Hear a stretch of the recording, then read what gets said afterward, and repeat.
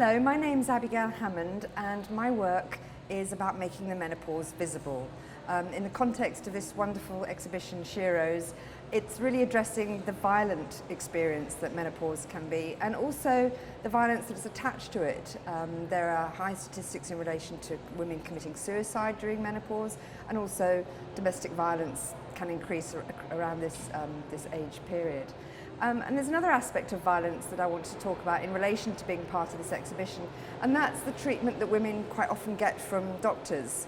That they're prescribed dangerous antidepressants, they're dismissed as, so oh, have a glass of wine and relax and it'll all be fine. And just kind of not taken seriously, or there's not the joined up thinking that needs to happen. And so really you can't necessarily blame the doctors if they don't have that education, but that's why it's so important for women to know about menopause, to know what to expect, to be able to identify the signs as they begin to move into it. And with that knowledge comes the ability to go and seek help, already having joined dots across the myriad of symptoms that menopause can bring on. So this piece that I'm standing in front of here tonight is called Roadkill, and that in itself expresses a certain violent action.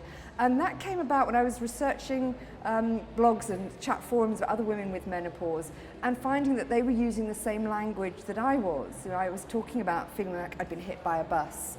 And then on these chat forums, women saying, I feel like I've been hit by a truck, I feel like I've had a ton of bricks dropped on me. And there was a certain relief in finding this common language, which was also quite strange. So Roadkill is absolutely about that. You're kind of going along with your lives, quite often very busy, and suddenly you realise that, bam, you're falling apart, you're suffering so many different things, and indeed they are symptoms of menopause. So this piece is made out of jesmonite. It is of me. Most of my work is castings taken from my body, which my dear partner has undertaken to do, spreading silicone all over me in various ways. And it produces incredible detail. It captures every pore. It also captures quite a few of my hairs. It has retained some of those in it, despite the heavy-duty Vaseline that one uses with it. But it's about that kind of authenticity. I want to be real. I think I want people to see this as a real experience. So Roadkill is, as I say, a response to that, the kind of violent feeling of being completely smashed out by what's going on to you. And accompanying it, so headphones here, is a punk song. It's quite a contrast because people look at the sculpture and it's quite a sort of refined, elegant piece in a way, even though it's sort of bloodied and flayed. And the punk song is punk's about making a statement, shouting, being heard.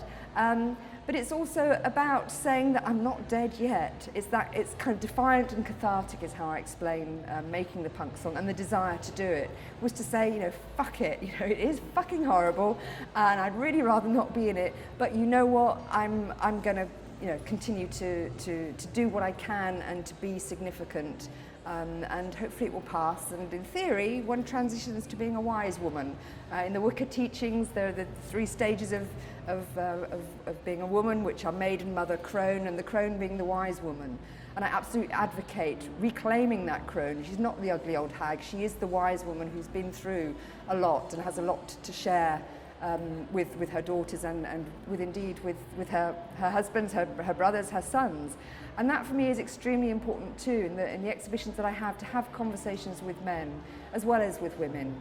And there's something been quite intriguing in the sort of art gallery situation. It's quite often young men who are intrigued by the technique and the material of the jesmonite, and then obviously kind of want to know what the work's about, and are so taken aback. They had no idea that this is part of the female life cycle.